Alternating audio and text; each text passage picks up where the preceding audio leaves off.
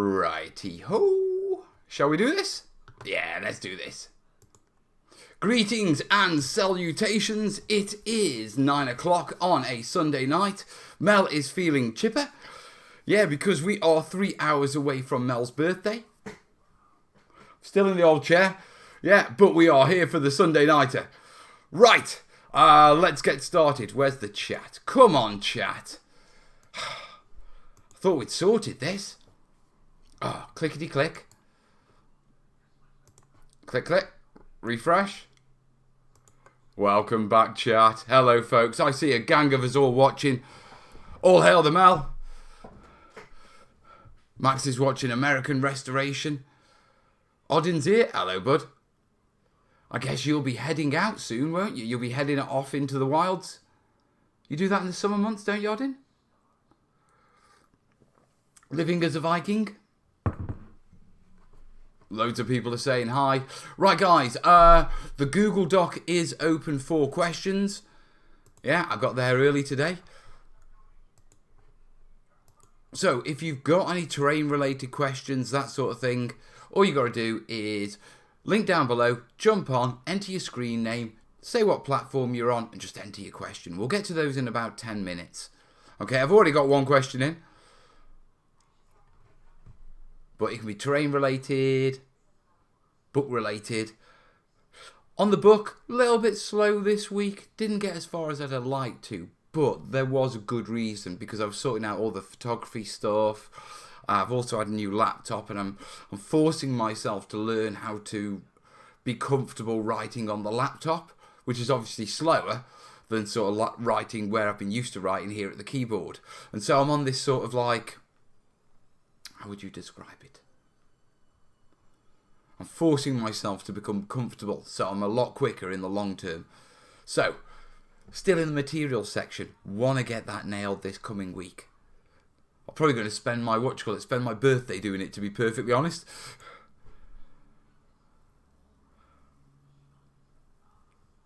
Xylath Gaming. Hi Mel, currently working on a miniature water tower. Very nice. Thomas says this is his first live stream view. Welcome aboard, buddy. Bill saying, heard about the model railroad show vandalism. Yeah, I have. It's been all over the various groups on Facebook, and it's been quite an engaged post on the Terrainiacs group, and just feel so gutted for them. Genuinely, you know what I mean? Because, I mean, you know the effort that goes into that, especially a layout, especially if you're taking it to a show. You know what I mean? And for just 4 lads to break in and just trash it for the sake of trashing it. I won't swear. But... And the real thing is, I just know, yeah, because of the British judicial system, yeah, the damage they've caused, they won't pay anywhere near. You know, they may pay damages and they're probably skint, so they'll probably pay a couple of quid every month for years. Yeah, until it gets written off or something like that. But, I mean, it's not even work time. I mean, I'd be... If it was a work job and someone trashed it, you'd be gutted. But that's hobby, that's your leisure time, that's your own money. Yeah, and... bad juju, you know what I mean? Really bad juju.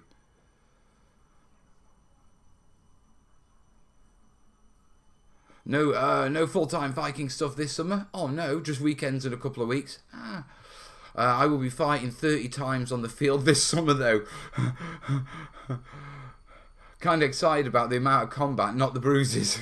Dude, you sure you don't want to go for like that leisurely, like sitting, you know, sitting by the harbour fishing? Sort of Viking stuff, 30 plus battles.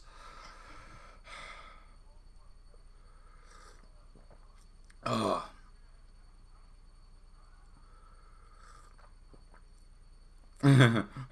Happy forthcoming 22nd birthday. Well, in base 21 anyway. Thank you, buddy. Hey, Joanne, how you doing? Can you tell me a good product for doing deep water, inch deep? Glasscast 30 or Glasscast 50 I would use for that, because they're designed to be poured at those levels. Buh, buh, buh. Just paint a few walls for a few weeks with community service, no doubt. Yeah, but just mindless violence. Why would someone trash something for enjoyment? Doesn't make any sense whatsoever. Unfortunately, you know, there's a mentality out there that see it. I mean, we've got we've got kids, 12-year-olds walking around with, and as you know, yeah, my city is a very poor city. It's one of the poorest cities in the country. Yeah, it's a very working class city. And I live on the biggest estate in that city, biggest social housing estate, and I live slap bang in the middle of it, right over the middle of Main Drive. And I'll tell you the things I've seen. I walked past a kid, and he got to be Willow's age, you know what I mean? And he was rolling one up, sitting on the pub bench, right by right by the main road in the middle of the day. Yeah, I think it was a Saturday. I was walking up to the shop to get some milk, and not an eye was batted by him as people walked by. Different mentality completely. Sorry, we've gone off topic here, haven't we?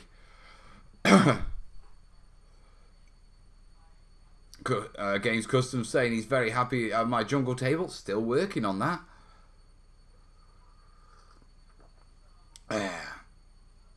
Hey, Mr. Kickstarter, just discovered you. Is there any way I can buy your book before it's released? Funnily enough, yes, there is. Salesman mode.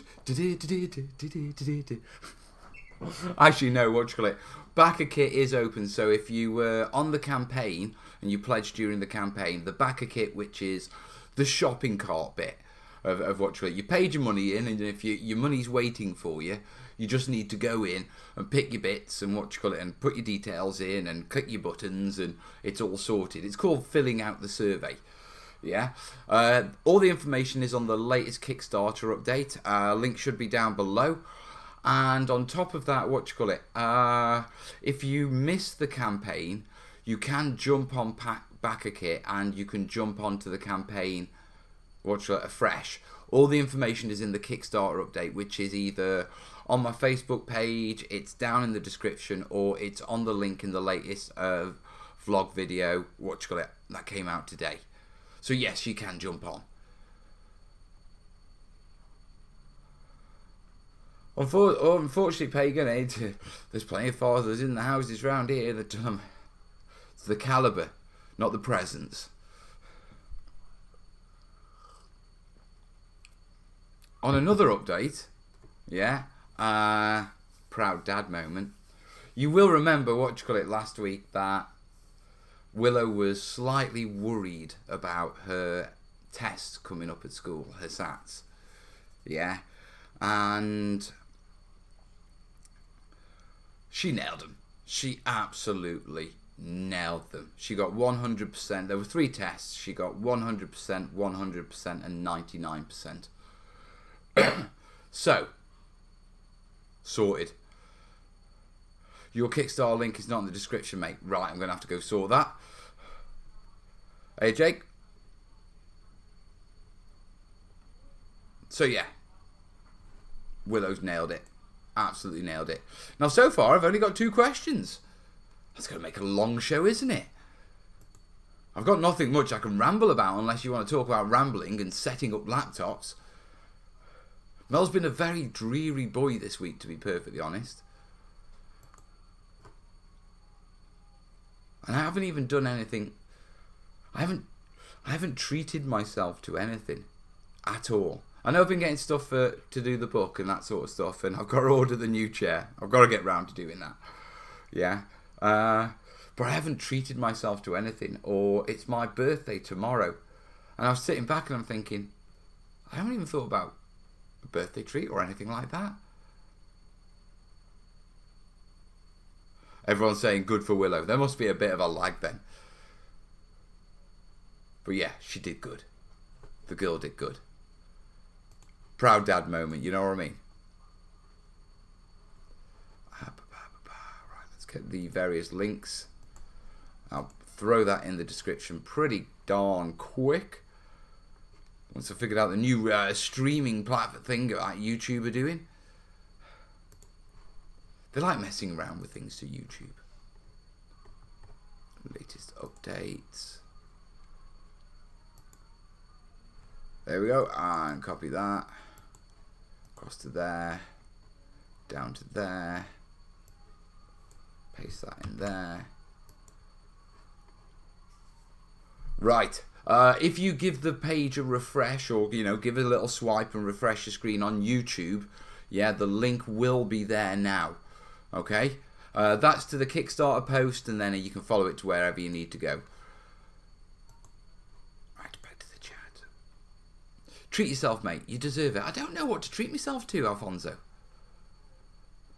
Hope you have a good photo for the OAP Buzz Pass. I'm looking a bit old, to be truthful, and weary. My sleep pattern has been right off this past week or two. I found it's easier, to write at night once people get so. Slowly it started being little late nights, and it slowly evolved into I'm sitting down about 10 o'clock at night, and then I'm going to bed at 6 a.m. and then waking up at sort of 2 a.m., 2 p.m. And so I need to get myself back into it. I mean, I don't mind late nights, but I've switched to nights. And anyone who's done nights, and I've done nights, for years, whether, in the army, working as a medic, and then when you've had various temp jobs, you know what I mean? Yeah, and, don't know if Nakia messes you about working nights. Have you done much work with lighting sets with LEDs? Not much, to be perfectly honest, and it's something. Yeah, I've always avoided it. I always had this thing where when everyone was lighting up their models, I always used to look at them, and it just used to remind me of those toys you could get as a kid. Press the button and it lights up. And when it started coming out in the hobby, God, years and years ago, I sort of took a dislike to it. You know what I mean? As a hobbyist. Yeah. Now, I've got no problem if you want to do that with your thing. What you do with your thing, you play with your thing however you want to play with your thing. I'm quite happy for you. You know what I mean? Yeah, but it wasn't something for me. That being said, yeah, there's a guy in the studio called Kai. Kai works as an engineer. Yeah, he's part of the science support unit for Exeter University. And just why he's in an artist studio in Stoke, it's complicated. Yeah, but he's just there, and he's got 3D printers and laser cutters and all sorts of interesting things. But he does a lot. He's been doing on a project, working a lot with light. Yeah, so over the past sort of 3 years, because they're developing this thing for NASA. Yeah, and it involves light. Okay, and he's been playing around with loads and loads of different ways of electrically producing light, including like sheets you can cut, yeah, with a pair of scissors and just literally just put a wire to and stuff like that. And the stuff he's shown me, it's far beyond, stick a couple of LEDs out of a bit of plastic terrain or in the headlights of a It's really interesting stuff. Yeah. And I'm like, well, what, you just... And he's like, no, it's completely self-sealed. You could pour, you could put this underwater. And I'm thinking, if you put it underwater, you could put it under resin. You know what I mean? And various things like this. And I have an idea for a board. Yeah, and the only way to pull this board off is with the LEDs and that sort of stuff. But I'm really up for it because it's not just an aesthetics thing, it's a game functionality thing. Yeah, and in that instance, I really quite like the LEDs. Well, or should I say electrical lighting. Yeah, so we could be going down that way. I've always kept away from it because it's quite a bit of a spend. Hey, I could treat myself to some. Right. Being a night owl is not good for the black dog, Mel. I know. Yeah, I do know that, mate. But, I'm in a lot better place than I have been previously. So, Black Dog isn't an issue for me at the moment, you know what I mean? But at the same time, you know, just fatigue, knackeredness, all that sort of stuff. Yes, Land Rover with a turn signal. Yeah, I remember when they first came out. Exeter Stoke, practically neighbours. It is a bizarre arrangement, but it works.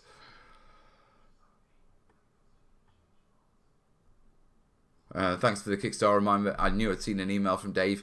Yes, and listen, what you call it, your backer kit emails. If you've got Gmail or one of the web services, which most of us do, check updates and promotions, because sometimes the backer kit email goes into those folders. So keep an eye on that, guys.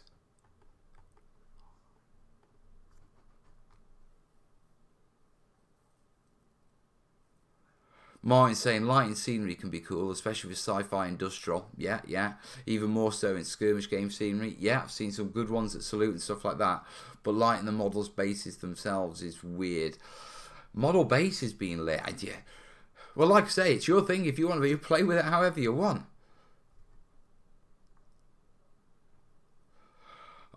Question, perhaps you can do a video about how to make a 6 foot by 4 foot table you can attach to your kitchen table. The way I did it is I had 2 sheets, 3 foot by 4 foot. Yeah, and what I'd done is I'd screwed batons on underneath that fitted the kitchen table.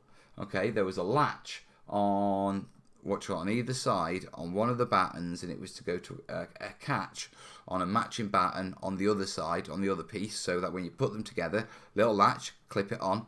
It wasn't a latch, what was it? No, it was just 2 screws, and I used to put elastic bands around them just to pull them together.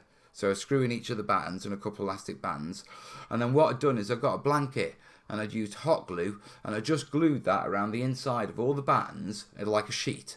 You know what I mean? Like if you imagine it turned over and you got, you know, a few of these battens around it, just drop this sheet in, this blanket, and sort of hot glued it in so it stayed there, and then it could sit on the kitchen table without and there, that's how I did it. That would have been a good video, wouldn't it? I could put that on Patreon. Stupid. There you are. Well, I've done it now, yeah. What do you reckon? About a week's turnaround until you see that on another channel? Oh. It happens. Quite a lot, actually. Mel, you mentioned the music you listen to. Is it because of the lack of distracting lyrics? Yeah, Jez, it is very much that. I found, that the music I listen to, I like Enya. Yeah, I've also Enigma. I've read. There's a load of these I used to listen to when I was studying to be a physio. Yeah, that I found really relaxing, not distracting, and got calm the delta waves. So your mind would settle. I mean, what is it, Kaz? What's the What's the music rate to calm delta waves? Is it 40 hertz?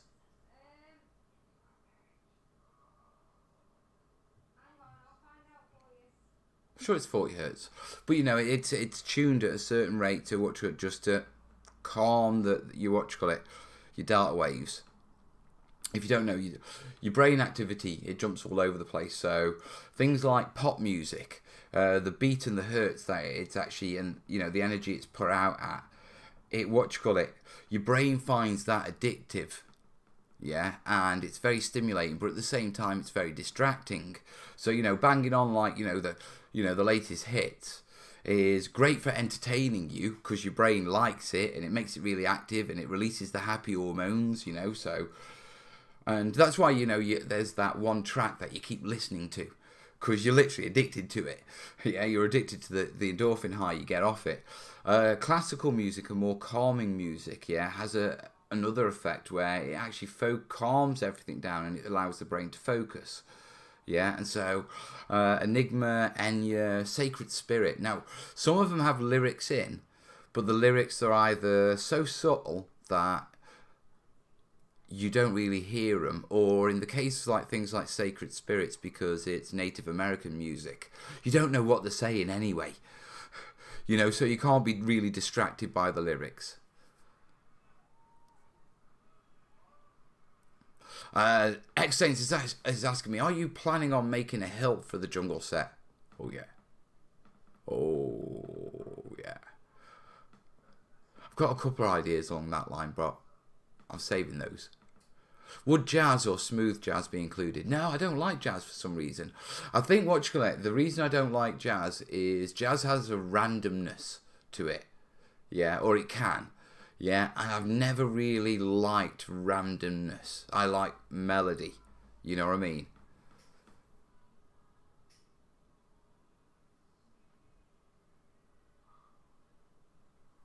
Jez has got some some good stuff for me. Ping it me over, dude. I must admit, yeah, Spotify, they've got this latest deal, which 99p for 3 months, and I'm like, I've been on Spotify listening to adverts for ages, and I was just like, I am having that, so I've treated myself to that. Oh, don't you dare, James. ABBA or Ultravox, what you like. I do remember them. What was it? It's quite hard to explain. So you're supposed to wear earphones with those binaural beats, is that the word? That's something different to what's going on. It isn't 10 hertz is what it is that your brain takes it in as, yeah, but you listen in earphones, so one gives 300, one gives 280 hertz, and your brain absorbs it as 10, so it brings two together to make one new one. Yeah. Oh, okay.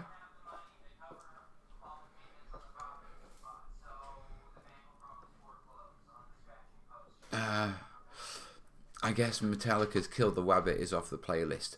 Now you see, yeah, I rock and all that sort of stuff and pop. Oh, thank you, buddy. Dues paid. Happy birthday to me. I'm having cake. But anyway, my music for when I'm working in the studio is very much rock music. I love, Aerosmith. I'm not even going to go into the list. Yeah, but, all sorts. Yeah, but as long as it's got a good beat and, it gets you hyped, I like that for when I'm working. Yeah, but for when I have to think, yeah, it has to be, it has to be calming music.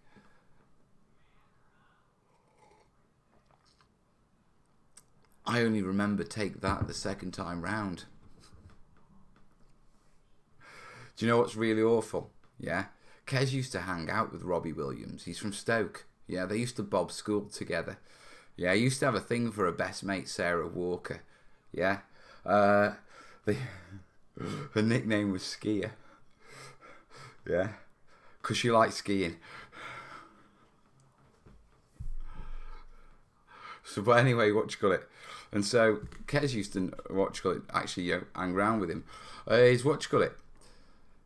Robbie Williams' dad, yeah, he's really best mates with really for loads of family stuff here, yeah. But my old stepdad, yeah, they were massive mates at the cricket club.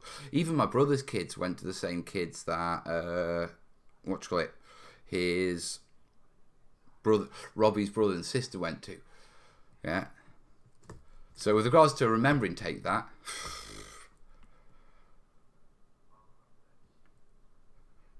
Thank you, Jazz.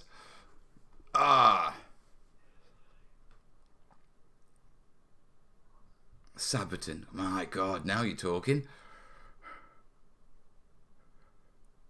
I've played the music from Braveheart as a background. Yeah. Braveheart, Lord of the Rings, The Hobbit. Oh, God, there's Never-Ending Stories, a brilliant one. I like that. Yeah, but I still know the sea. I just by the music, I know when that horse is going in that swamp. Even now, but there's a whole load of those. Rob Roy, that's a good backing track.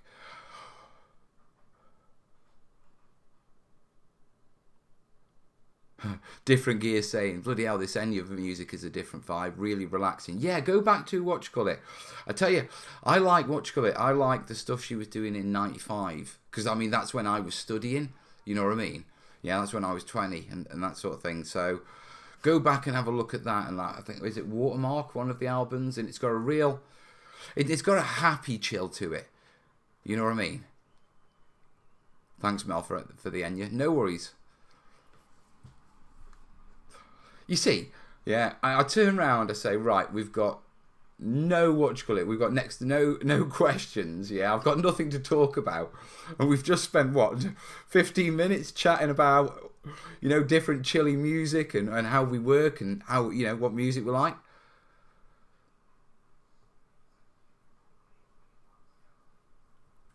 Pete saying 430 hertz is how old classical music was tuned. Was meant to have more of a calming effect than 440 modern tuning. Not sure what a difference it makes. Mel, what coloured flock would you use for the moors in spring?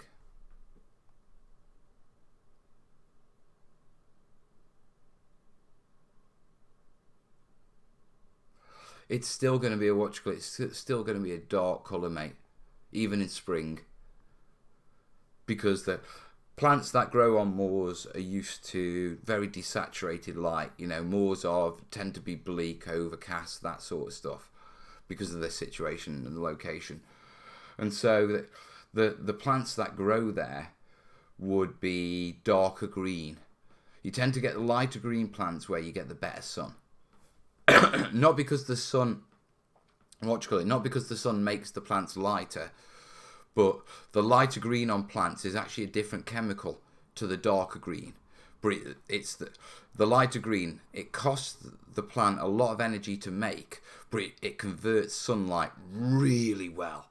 Yeah, so the plant tends to use the darker green one, yeah, for just general light.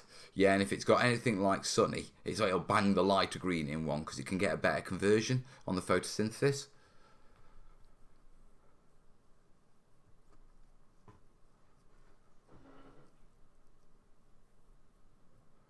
Dan's got to build a crashed Star Wars ship table for a friend's hobby store.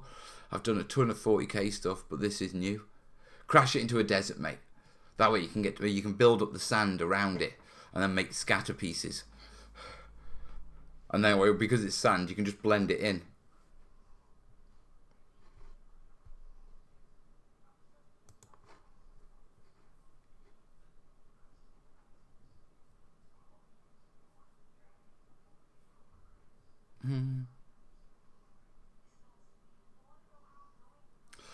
Thanks, mate. In my head, I have purple-coloured flowers.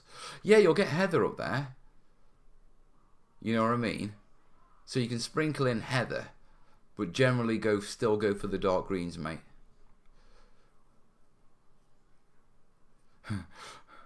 Tim saying, I like Enya's, I can't even pronounce that. A beauty?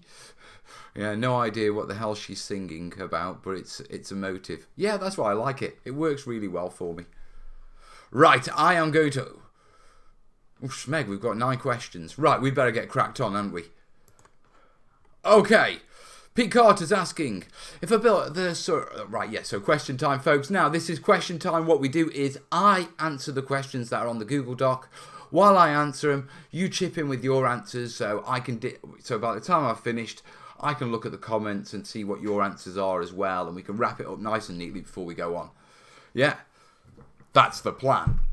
Right, let's do this. Okay, what do you need to know, Pete?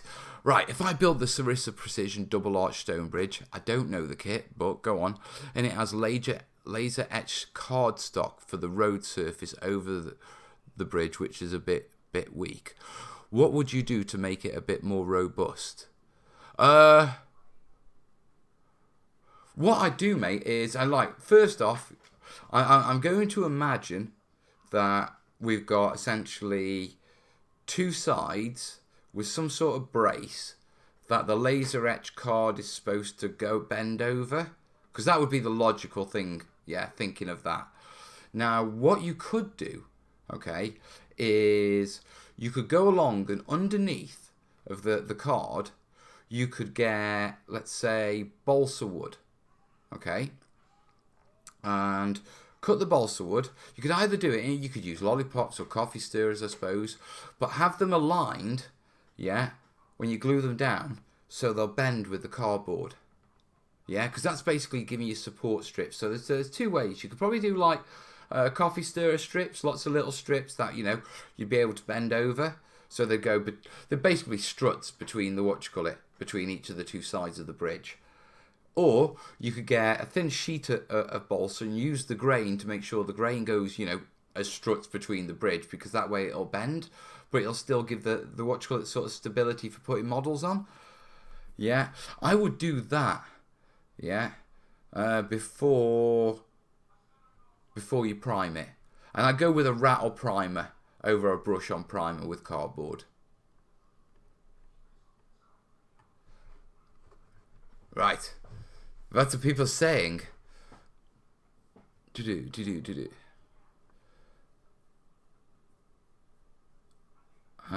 icy pole sticks under the card. Yep. I go coffee stirrers, there's planking underneath. Yeah, I think we're all on the same path here.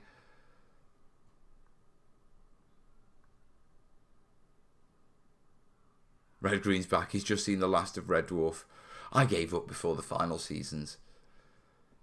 I gave up on the final season just very quickly. Like, I think it was 10 minutes into the first episode. I know I didn't give it much, but it didn't start strong at all. Make sure you're the demo of the bridge. The Germans will be crossing it soon. It could be the other way around. It could be, it could be the English or the Allies were crossing it soon.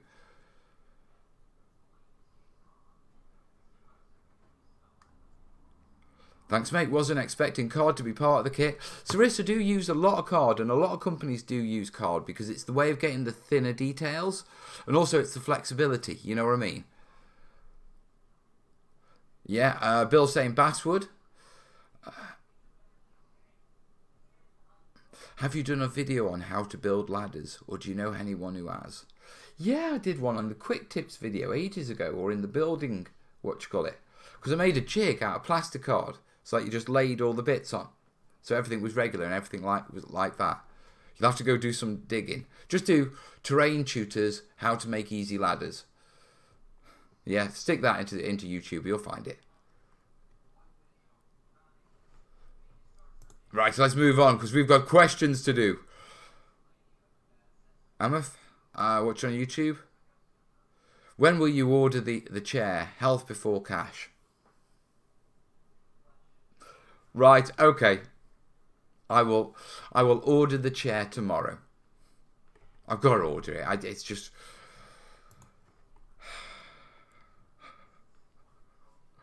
Right, Sean's asking, I'm trying to build stone walls with real small stones but keep falling apart from the glue. How can I fix it? Bracket it with Lego, mate. Yeah, just make some strips of Lego, get some heavy weights and just sort of like push the Lego up. Yeah, and then have you like a couple of books either side of the Lego so it doesn't like slide away, and then just put your glue and your rocks in between. There's a video in the Let's Make playlist.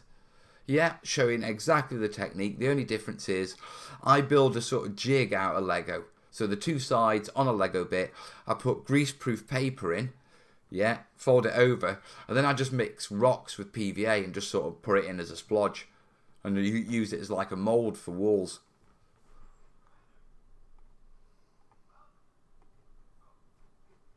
Right, so let's check the chat. Right, now Sean's question. Josh saying, okay, brilliant, thanks, no worries, mate. Oh,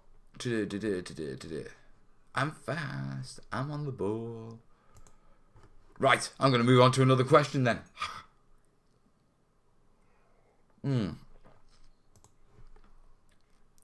Right. Mark. Mark. Mark sent me a message on Facebook earlier, so I'm answering this now. I'll probably just say, hey mate, I on the Facebookie. Yeah, but this I recognise this. Mark Forrester's asking, Mel, happy birthday for tomorrow. I messaged you today about ideas or links to building a field hospital. Sorry, not the best speller. Dead easy, mate. Already got this covered for you, but not as the terrain tutor. In my old guise, yeah, as Cole Cobain, the Imperial Guard player. let me do a quick Google foo. Yeah, the keywords are Corbania Prime, Field Ambulance Unit.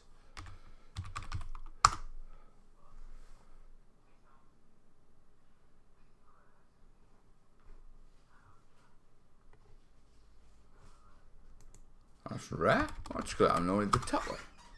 Some mocktail wine gums. Mocktail wine gums. I'm not sure if I'm allowed to drink on the stream. It is my birthday. Mocktail. Not quite. Almost. Almost. Almost my birthday. Well, thank you, my love.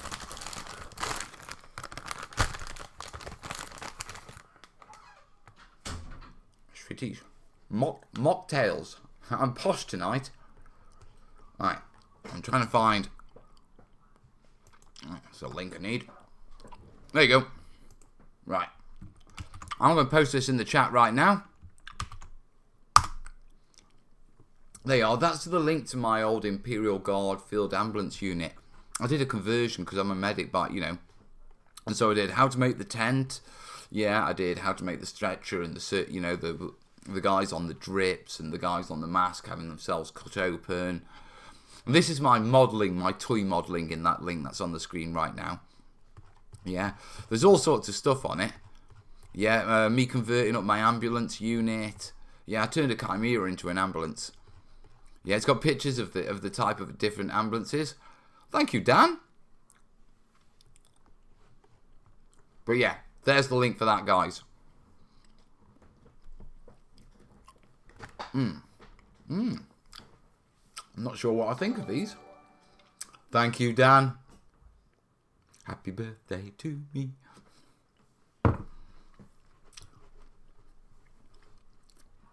Let me swallow the sweet. Rightio then. But yeah, there's the link to my one. So there's a tutorial on that on how I made the tent. And if you always remember, I loved him. Doc Savage. Hello, child. Oh. Father. Did you hear sweets, did you? No, I actually just came down. Literally, I've opened the packet. I've had one. I don't like them. What, you mean I've got to say sweet? Corbin likes them. Hello. Hello. I'm taking over your channel. So, 3 bags, you're going to tell them the story? Come on, 3 bags, you're going to tell them the story. Do you remember last week when our Willsy was, was worried about some tests? Go on, tell them the story. You seriously had to put me in it. Yeah, proud dad moment. I'm putting you in this situation. Tell them the story. I'm turning red now. Good. Tell them the story. Come on. Okay. I was in my class. Well, we were all sitting in the hall as the year 2s finished their SATs, so they were getting their results back, and the year 6s were getting their results back. So we were all sitting there, and a girl from our class, I won't say her name, but she thought she was going to win all the sweets because right. What were these sweets for? Like highest mark in the maths, arithmetic, the reading, and spag. Spelling, grammar, and spelling, punctuation, and grammar. That is, isn't it? So 3 tests. Yeah, and the kid who got the highest result in the entire school, yeah, in each of the tests, got a bag of sweets. Now this kid thought she was going to win them all. So they were saying, the winner is, then she stands up, starts saying, thank you, thank you. Did she really say thank you? Yeah. Did she really? And the teacher says, it's not you, so can you sit back down? And she sits right down with this face of confusion, thinking, who else could it be? I'm the smartest. And then I'm her enemy, and my name gets called out for You're all her 3. enemy. And not her again. My name gets called out for all of the tests. So for all 3 of the tests, you got a bag of sweet because you got the top mark. I got 100, on the maths, 100 on the reading, then 99 on the spag. What did you get wrong? Something about no, not present. Did you know the question you got wrong? Did they show you which ones that you got wrong, or do you know when you're thinking back to the test? Yeah, when I'm thinking back, I'm like, I wasn't that sure on this question. So the other ones you were clearly happy with the answers and they were right, but that one was like It was where do you put a full stop in this sentence? The cat sat on the mat. Are you kidding me, Dad? Of course I'm going to put it right by the cat. Are you telling me that you got one wrong on purpose? You got right. No. Stop right here. Stop. No. Stop right there, girl. Whoa. No, you're going nowhere. Yeah. Right. You got 100% on your maths. Sarcastic, Dad. You, Dad. are you making a joke? Yeah. Oh, thank God for that. Definitely. But you know the question that you the one I got wrong was like the substance tense. Subtense and substance tense, and I'm like, you didn't know it. what the hell is this? I'm going to circle one word and hope that it's right. Did you guesstimate? Yeah. You're all right We then. were meant to underline it, even so I'm like, meh. There you go then, guys. So, this is Willow 3 bags. And I've still got 3 bags in my room. Good. I've literally just been eating all the sour cherries, and I'm like, You're not eating showered. I can't really tell her off for eating sweets when I've literally just put one in my mouth, can I? I mean, Chug, that's why I need a new chair. Right, you finished dancing? yeah. Right, well, it is a school night. I know. I'm going to go get my drink now. All right, then. She'll be passing back through for a love on the way through. You know how this rolls. Right.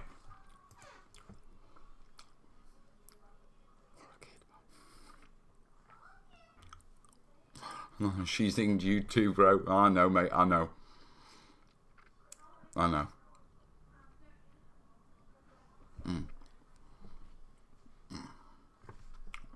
really shouldn't eat sweets on a stream, should I? Then again, I'm never going to be professional, am I? I mean, I've been doing this, 5-6 years now?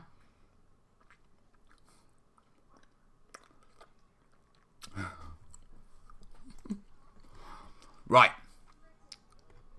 So we've done the field ambulance question. Right, Dennis is asking. Sorry. I saw an idea to use a squishy insulation tape for windows and doors and stuff. Yeah, I know that stuff well. To conceal seams between terrain boards when pressing and locking them together. What do you think about that? Also a way of hiding seams between pieces Also, what ways of hiding seams between pieces do you recommend? Seam blending can be quite a challenge, to be perfectly honest. And yeah, I can understand using the squidgy tape, yeah, to be able to bring bits together. But you're still going to have, you're still going to have to put flock and stuff on it. And yeah. My recommendation for bringing seams together is well-built terrain. You know what I mean? Keep it clean. What you tend to happen is you'll get either, as they're building with the actual flat line, you'll get either some particles, paint, grit, filler in little bits of places on it, yeah, which will push them apart. And also, as you're standing cutting, you'll get cuts into it, yeah, which when they're pushed together, make the crack, yeah. And in both those cases, that's down to bad building, yeah. Now, to be truthful, if you can't, not bad building, but you've got to be a lot cleaner with your building if you want things to meet up nicely, if you know what I mean. Do you want to come say good night before I carry on? Come on then, give me a love. Love you, darling. So proud of you. Love you too. So, let me get this right. You've done the most important test at school now, yeah? I've done all of them. Yeah. So the rest of your school year is just going to be like Corbyn's was after his stats, watching movies. Basically. Yeah. They said that we're going to have PE like 3 times a week, and we get to pick whatever we want since it's like athletics. So the popular sporty kids can go and sign up. Me, So just, here's sports, do what you want. Yeah. I signed up for the long jump and got through. You're going to sign up for the long jump? Okay. Yeah, since we have the biggest... Then again, you're pushing for athletics, aren't you? What happened? What do you mean?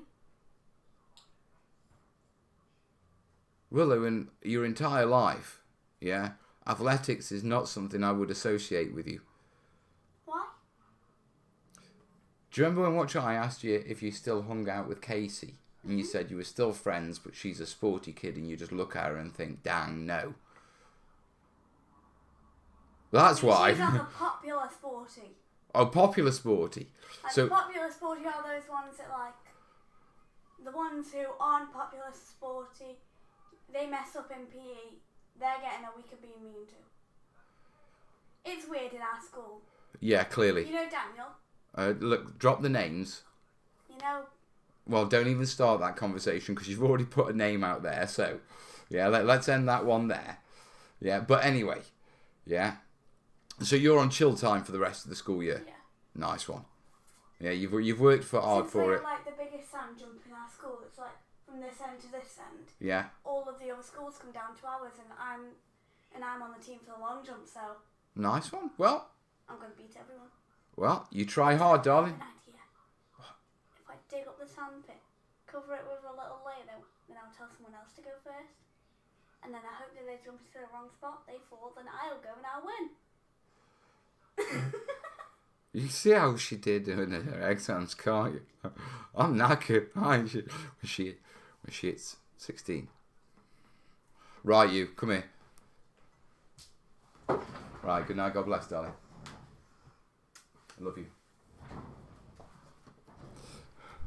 Go on. Tell your brother he's got half an hour. Mel's so old now, he's an easy mark for Willow's jokes. Oi! Don't choke on your sweets.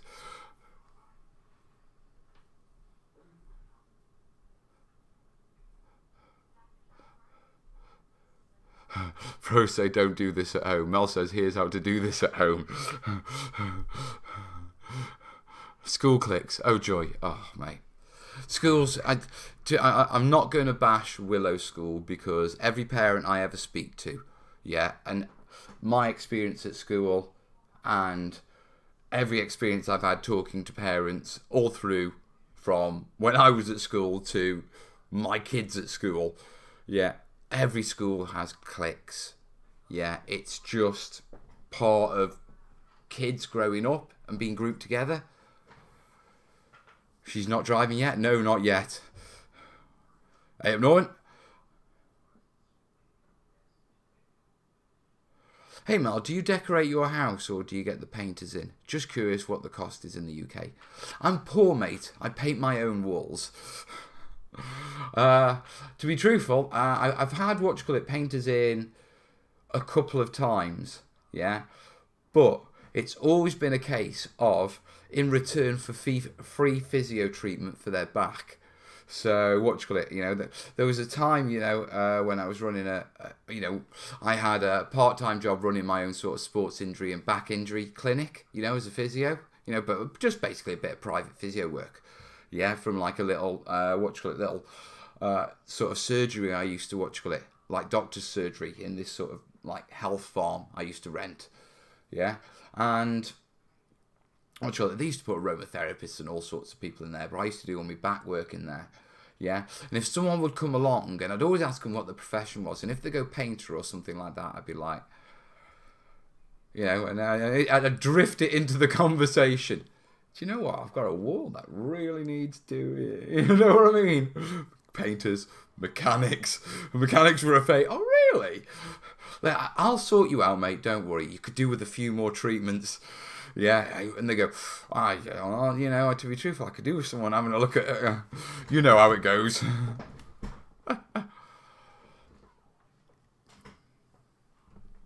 Are we allowed to ask work terrain questions? Yeah, ask those away. We are still doing those. Yeah, so with Dennis's question, just to jump back to that, hiding the seams and making them flush can be very challenging. Or what you should sort of angle for is seeing if you can overlap the seams. So have clump foliage which is slightly overhanging one edge so that when it meets up, yeah, it hides. Now remember, if you put your pieces together, you'll see where your gaps are, so you'll see where you really need to camouflage. Yeah? Same can be done with buildings and stuff like that. You know, you can have, I mean, in jungle, I've been thinking about it with the Burma board and with how to hide seams. And I was thinking you could put, you know, the jungle buildings there on stilts. Have some of the stilts on one side, some of the stilts on the other. Put it together, put the building on top, and it'll hide the seam directly underneath. So I've been thinking a lot down that line as well. Yeah, but there are options, mate. But I'm not a fan of the tape, to be perfectly honest. I can see it being a quick, easy solution, but...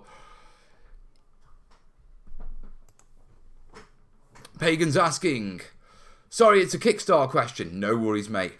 Could you ask Dave to post a step-by-step on how to upgrade from PDF to physical in the Pledge Manager? I don't seem to be able to do that right now. I think there may be one at the bottom of the update, mate.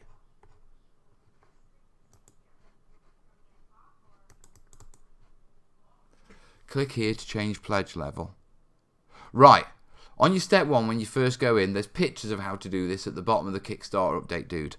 Yeah, and where it says underneath where it says the big green Get Started button, there's a little link, yeah, that what you call it, to change your pledge level. That's the one you need to click. Okay?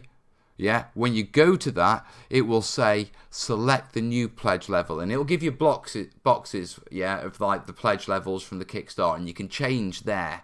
Once you've got that done, yeah, you click done, yeah, and then you go back and just say get started, yeah, and you can click add your add-ons and that sort of stuff.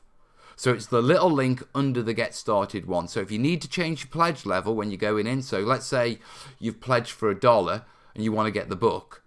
Okay, before you click the get started, the little link underneath it, change your pledge level. Okay, then just change your pledge level. It'll take you back to the bit where it says get started. Click that and then move on. Sorted that one.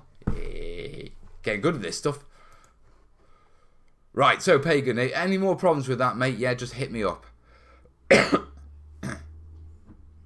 We have a click. Terrainiacs. Oh yeah. Jimmy's saying school clicks are dangerous beasts. 1 minute everyone is your friend, the next minute hatchets are out. Oh, there was about a year with my kids, and both of them, where for a year their best friends were their enemies, then they were the best friends, then this kid was their enemy, then they were best friends, and then they were in a gang together, but this kid was their enemy, and then they were in a gang with that kid, and that kid was their enemy. And I just got to this point where, because, you know, when they say, I don't get on with this kid, you know, as a parent you get concerned, I got to I don't care. If I get a phone call from the school or he's visibly upset about something, I'll deal with it. But if he's just telling me that, oh, there's this, I don't care. Because next week, yeah, you're going to love the kid again.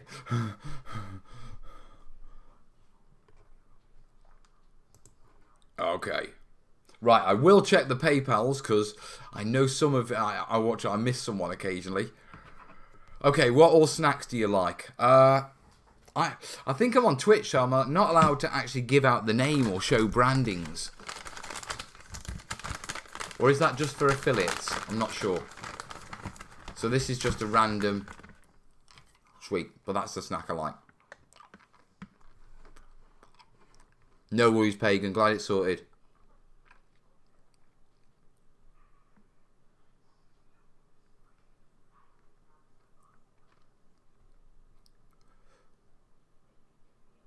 My sister and her friends were always falling out. Got tiresome. What you do from your own home, different gear is yourself, but please don't send that out to anyone.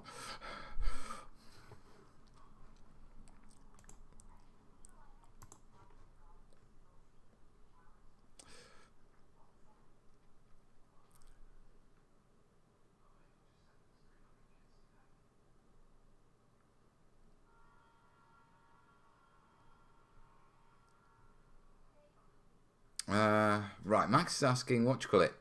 Mel, I've smoothed out the terrain on my project with a plaster cloth and primed the surface with a primer. Okay. It didn't melt the terrain. It won't melt it if it's covered a whole lot. In fact, it would probably melt 1-2% of the board. Yeah, that'll be the bits that the plaster cloth haven't covered. But it did do the job well. Wondering how the Woodland Scenics earth undercoat would act or be affected with a primer. Would the base coat be tougher to the touch? No. I mean, not excessively. I mean, the undercoat doesn't toughen up the surface you apply it to because it's a pigment layer. Yeah, so it'll be as tough as it is now. It depends what colour primer. I mean, if you've gone for a grey or earth effects, then it should be absolutely fine. I mean, if you've gone for bright red, that's going to affect the earth tones. Yeah, so it really depends on what colour primer you've gone for, mate.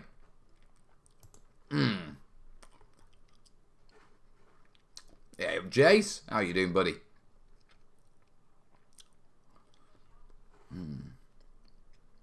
What? Right. Firegram is asking, what's the most or odd or unusual item you've ever transformed or used as terrain? Not doing this one again. No. No. Not answering that question. Shall we move on?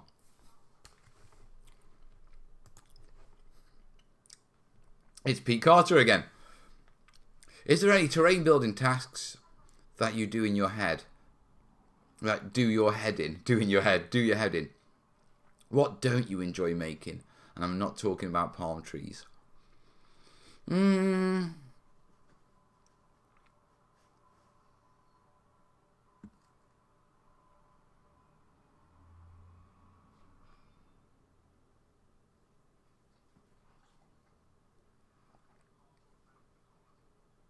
don't know.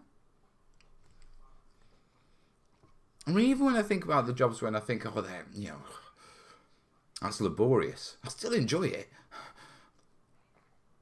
Do you know what I mean?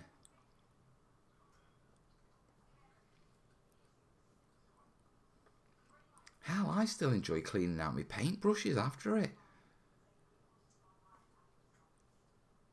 Then again, I mean, you've seen me in the show videos, you've seen what I'm like when I see a nice table, and, you know, you've seen me, how my entire life is wrapped with terrain. There isn't any job in terrain making that I don't enjoy in some way. I mean, even like making shingles, yeah, and even if I've got to make 1,000 of them and engrave them and cut them and shape them and, you know,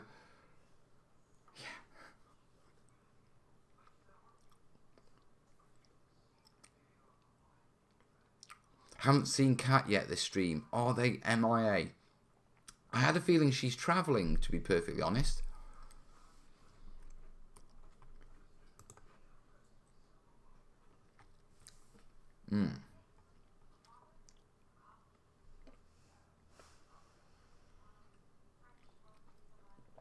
Right, Nat Sinclair's asking, picked up the Streets of Venice set from TT Combat. MDF board, MDF and grey board. Any tips on painting it? It drinks paint and I'm worried about it going too thick and obscuring details. Yeah, what you call it? You need to seal it before you paint it, mate, because the MDF will suck in all the moisture. Yeah, and it does end up looking a bit cloggy. You either hit it with a, what you call it? You can either spray prime them. Yeah, you can either hit it with a varnish, yeah, such as a matte varnish. I know some people use celiac, but that bloody smells, that stuff does. It gives you a right headache. Shellac, I can never bloody say it. Yeah, someone in the comments will get it right. Yeah, even hairspray, yeah, before you hit it with paint will work. But you need to seal it. I do have a video, top tips for MDF kits. Yeah, and I'll go through a load of tips that'll be useful for you there, mate. Right. I need to check the old PayPal. Right.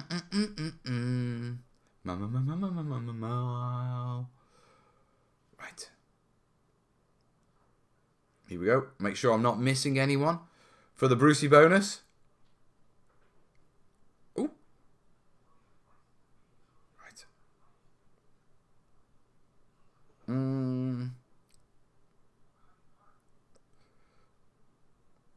Right, we had in earlier. Yeah, and Mr. Graham.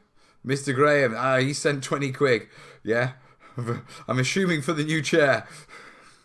Thank you, buddy. Thank you so much. I'm going to have to get myself a new chair, aren't I? And a new brew. Right.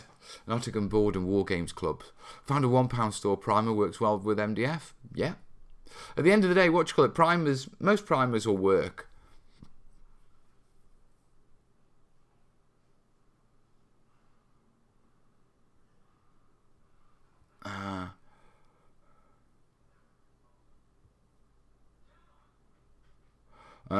I've learned from doing production work. If you have to make 1,000 of something, don't keep counting them to see how many you have to go.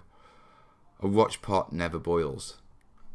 Do you know what? I used to work in this place, yeah, and it was piecework, and I had to do so many pieces before I could leave, and it was shifting pallets, crates of meat in a big refrigerator, yeah. And depending on how many pallets of these crates are done, and I had to do so many before my shift was over.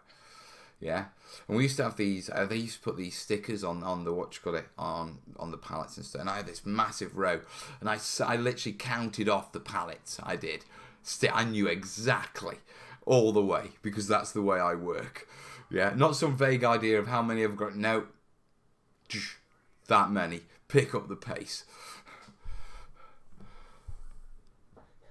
Nice idiot question. What's the difference between a primer and a normal paint? Never thought to ask before.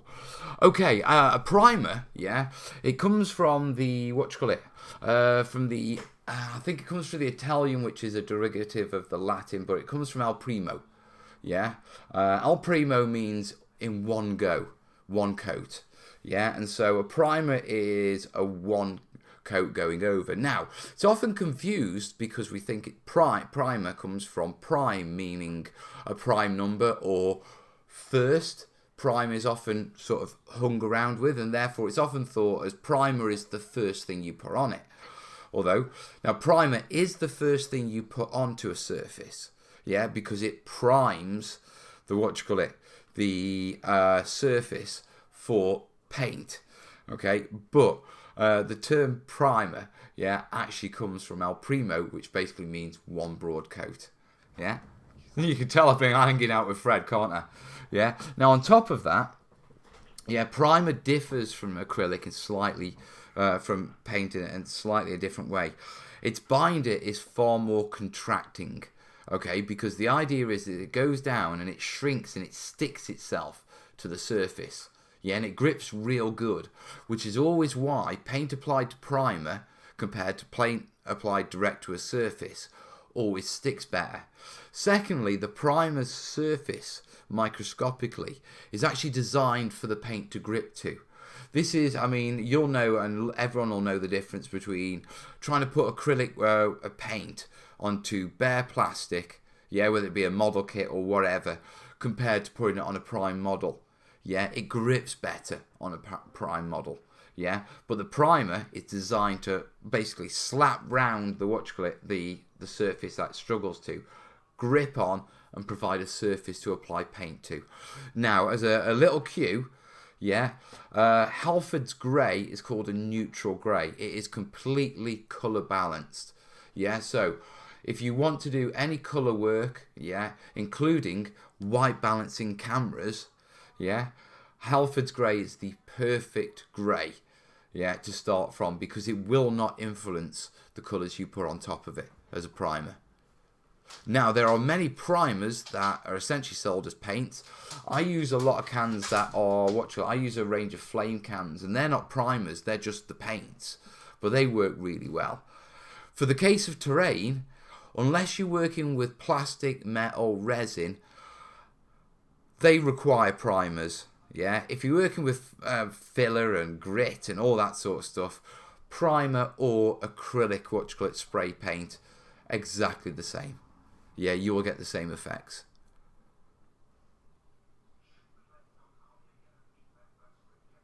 There you go. That's not a bad answer, is it?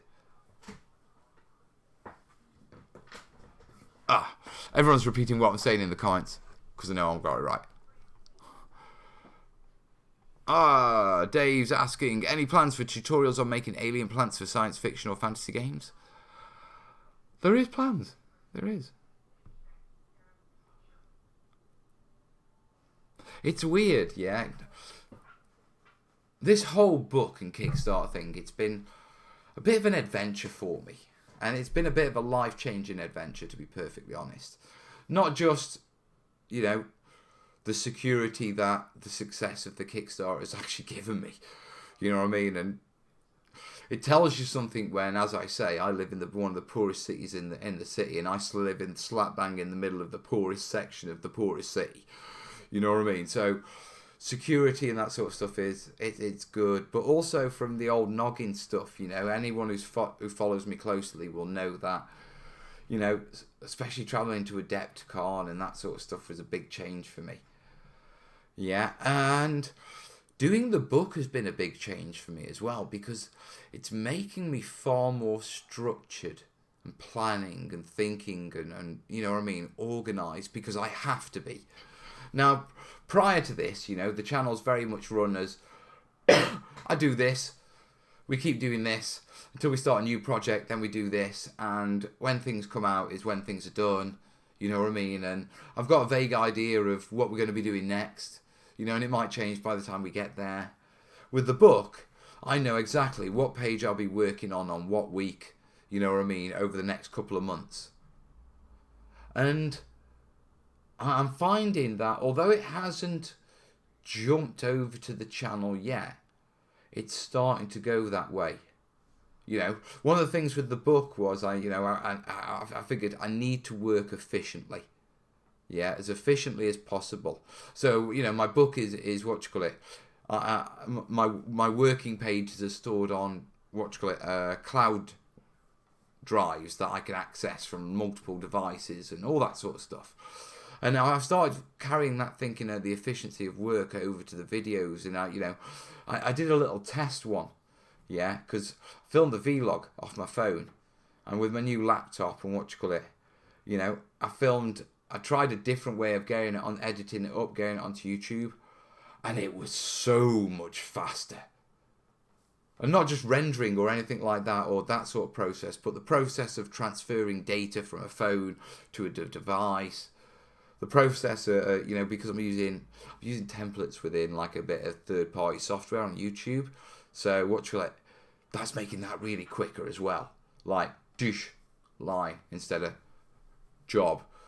Yeah, even the thumbnails. You know, I'm using like transparent layers with the titles and graphics on that I'm throwing on top of a still from the video that I'm picking, instead of going into Photoshop and creating a whole new a whole new image and that sort of stuff. So yeah, there may be alien stuff coming up, because to be perfectly honest, once we get this book done, you know, and I've recovered a little, yeah, and I still have to do the basing guide and that sort of stuff, but that's easy enough. Yeah, but once I've got the book done, we're going to be able to produce content a lot more efficiently. And that means more content coming out, and I can show you more stuff. Because that's the biggest stop. It's not making the terrain. It's the job of editing it up and getting it up there and that sort of stuff. So fingers crossed, things are going to get interesting, you know what I mean? So yeah, maybe alien terrain. And I want a game. Right.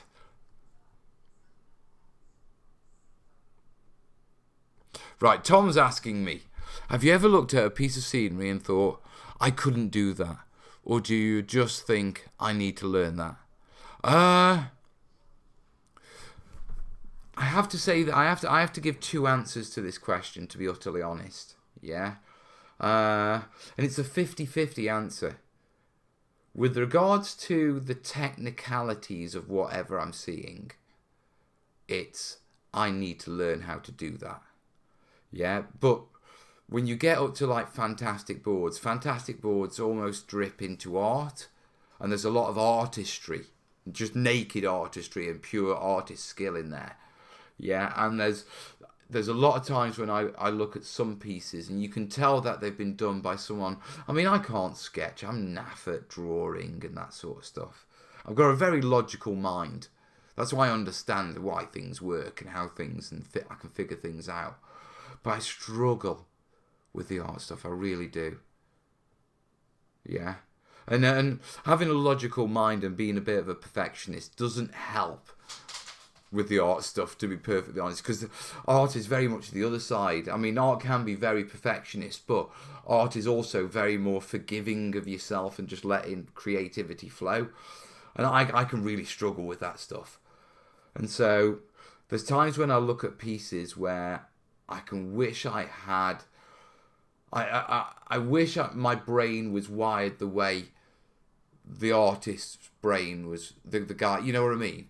Yeah. But with regards to the techniques, or perhaps, you know, waves, or, you know, anything, all sorts of things, different ways of doing trees and like that. Yeah, I need to know. I need to figure that out. I need to ask him. Yeah, I need to learn. Yeah, but there's a lot of pieces which I just look at and, you know, I just know no matter how much I learn, yeah, I'm not going to be able to do that. And it's a little bit upsetting, to be truthful. But you do the best with the cards you've been dealt, don't you? And I don't do bad. I mean, I can't do that bad. Enough of you wanted a book about how to do it, Jim. I think, have I just crashed my sales? Everyone's, he can't do it. He's naff. Quick, cancel me Kickstarter. Too late, you pledged. You pledged. I've got your money now. The big con's off. No, in all honesty, you know, I genuinely do wish I was more of an artist. And there's times when, you know, I've often thought about enrolling on, you know, like an evening art class. I mean, I read books like these. I've started reading books like these. Yeah. Which are brilliant books about the theory behind painting and that sort of stuff. And I suppose it's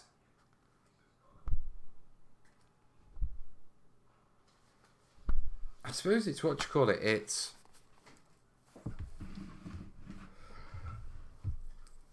I suppose it's because I just don't have that.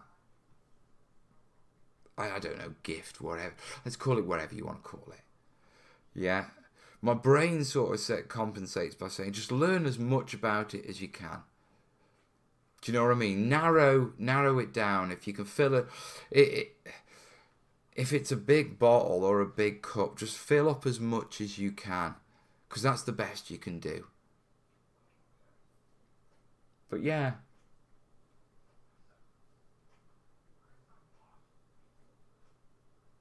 Had to go into physio, didn't I? Should have gone to art school.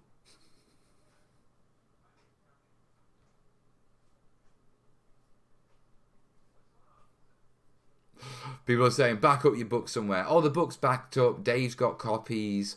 Yeah, it's only like the couple of pages I'm working on at the time that stay on like a cloud drive. Yeah.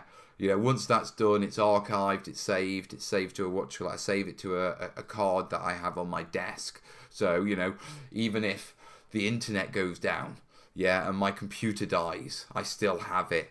I'm very conscious of losing the book or losing photos.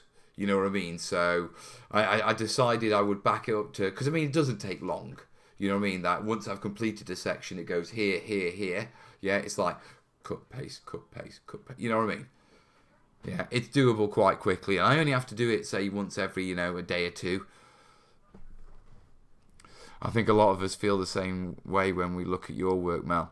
Yeah, but a lot of my work, guys, like I say, you can learn the techniques. Mel, most artists don't rate their own work, so you're really not unlike them. I would describe you, I would describe what you do as art anyway, and it's very good. Thank you, buddy.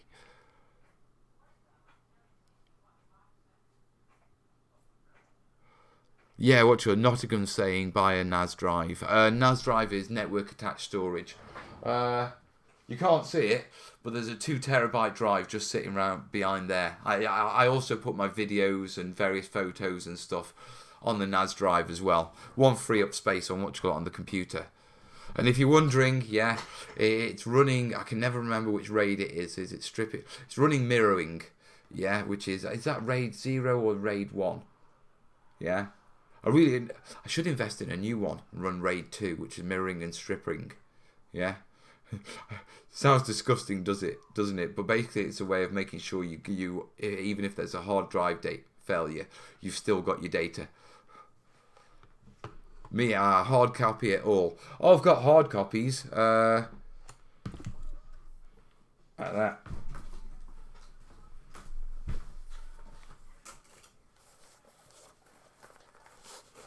There you go. All the notes on them. All my little lines and scribbles out and all that sort of stuff. All there. So no, don't worry about that, guys. With the amount of work that's going into it, I'm very conscious of making sure we've got this stuff backed up and all that sort of stuff.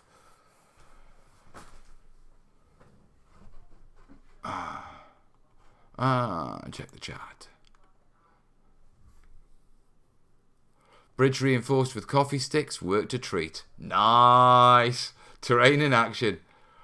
The D-Day board looked a work of art, mate. I could do that so much better now. Damn.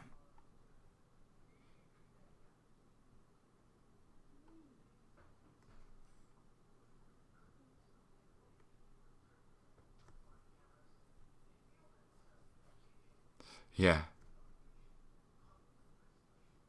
I'm literally just scrolling through because I was rambling. Right now, I've caught up. We've talked about that. Having a spare one at the workshop, not a bad idea. Sync between the two. Yeah, I've got the laptop. Yeah, so I can So what I can do is I can go to the studio, and when I'm working on a piece, I can literally type up the notes that I go. As I take a photo, I can right, this is the text that goes under that photo explaining that bit, and I can do it there. Yeah, and then when I get home, it's already on my home computer for me to write. Right, let's pull all this stuff in. Let's relook at it. Let's structure it a bit better. Go through the photos I've taken, pick the ones I like to illustrate the points. Then there's like a review process where Dave needs to check the photos to make sure they're up to standard and that sort of stuff.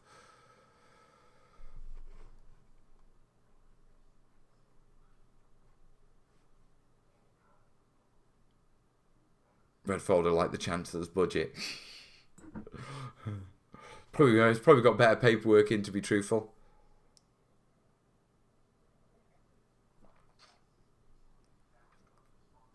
It's also a joy of watching you progressing and improving as a writer. Like with everything, it'll get easier with practice. Thank you, Mel. Yeah, I'm slowly getting into it, and I'm enjoying it, to be truthful. I do definitely, I do definitely find I'm finding it easier to get into the mojo of writing and that sort of stuff. But I think the more you do it, the more you figure out lots of little things that make it easier as well. Not just how do I write and how do I think of the words, but you get your routine sorted. You know where your quiet spot is. Right, I've got my brew, I've got this, I've got my pen that I need, and so there's very little distractions. It's all these distractions that what they do is they take your mind off your word flow, which is the hardest thing, because once you get into a flow with writing, it's actually quite easy. Yeah, but if you suddenly need a pen or you need something, yeah, or something isn't quite right, yeah, in your environment and that sort of stuff, such as distractions and kids and all that sort of stuff, it takes you off your flow, and that's the hardest thing, getting back into it. Yeah, so once you sort of figure out how to deal with the distractions and get a decent environment, it gets a lot easier. And you get a lot quicker at relaxing into the flow. You could do better, could do the D-Day board better. Yeah, loads better. Loads. Like.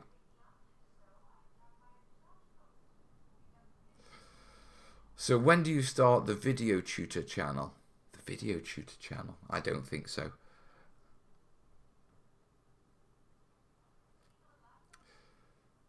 If a laptop keyboard distracts, consider using a USB mechanical keyboard as an option.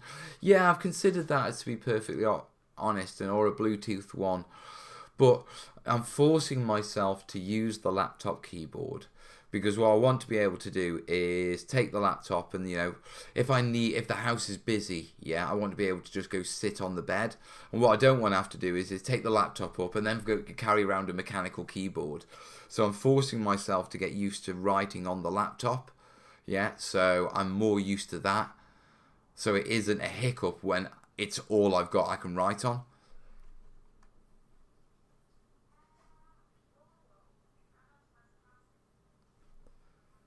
I'm in the US and think about using spent brass from handguns as model cannon artillery shells. Possible pitfalls. You need to give them a scrub out, mate. The core die inside them can have some interesting effects. Just give them a scrub out and they'll be absolutely fine. Get the grease off them, get the gun grease off them. And get the carbon off them and they'll be absolutely fine. We used to use them.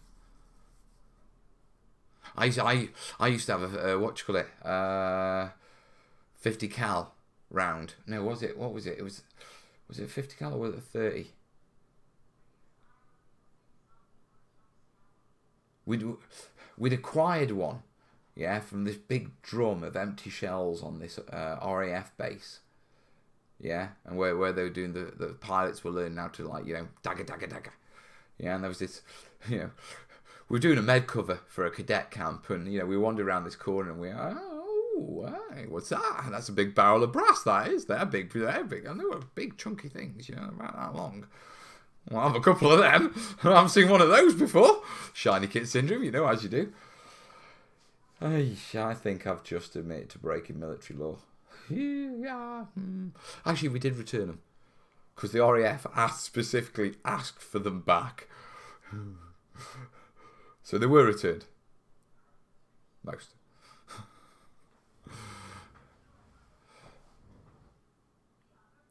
Oh, what do you call it? The model club that got smashed up. It's just giving page target of 500 quid, just past 33 grand. Yeah. Amazing community.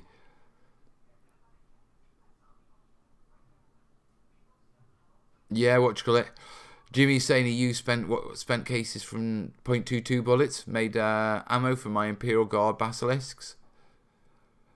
I'm pretty sure if you... Nah, probably not.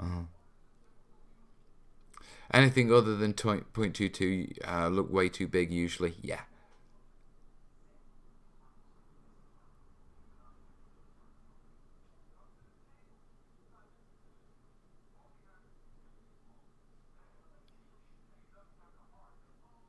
Is that not illegal in the UK? I recall having to declare all that kind of stuff. Yeah, you do. If you're on the range and you fire them, you have to declare to the range officer that you have no live ammunition, spent cases, or misfires in my possession, sir. So you have to make that declaration, and it is a criminal offence if you do not make that declaration.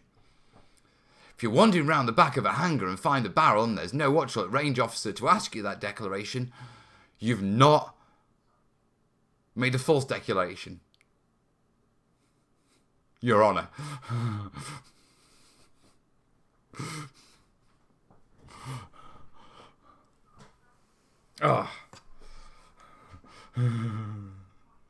And on that, it says we've got about 5 minutes left. I've got no more questions, so I'm switching the dock off. Remember, guys, backer kit is open. The link is in the description. Yeah. Pagan says I pick up 20 mils cases from the Urban Combat Test Range. Nobody ever bat an eye. You can watch. There's loads of places you can pick up spents. You know what I mean? Loads. And I suppose I could get in trouble if I was still in. You know what I mean? I'd get dragged in front of someone and given a rollick. They wouldn't discharge me for something like that. I get a month's worth of guard duty and get docked a month's pay or something like that, and they go on my docket. But You wouldn't You wouldn't get kicked out for nicking a couple of K. If you took them off the range, yeah, and you made a false declaration, that would be bad juju. Yeah, but I think finding a barrel on as an army bloke, finding a barrel of really cool spent casings, and a couple of you mates, well, I want it, shy bit. Yeah, you're not gonna go to military prison or to get discharged from that. But like I say, the RAF did ask for them back, and we did give them back. Most of them. Do you use the track pad mouse? I turn it off when I'm on the laptop and use a USB mouse. I'm using all sorts of things. We've had some big brass shell to keep in the poker. And that's a very British thing, isn't it? Very British thing. An artillery shell casing by the fire. For what you call it? Coal fires were very common in a lot of the terraced houses, which is a bit like social housing, after the war. Yeah, and you're talking about grandparents, and a lot of them had brass shells, from the old howitzers and stuff like that. And what they used to do was they used to keep the pokers and the tongs for the fire, and the shovels in them. And it's quite common to have a brass shell next to a coal fire in an old person's home. Right, I am going to I am going to call it now. Listen, guys, thank you for joining me. It has been a cracking show as always. Thanks for the donations. Thanks for the birthday wishes. I will see you rather soon. Yeah, and in the meantime, have a good one, yeah? All the best. Ta-da.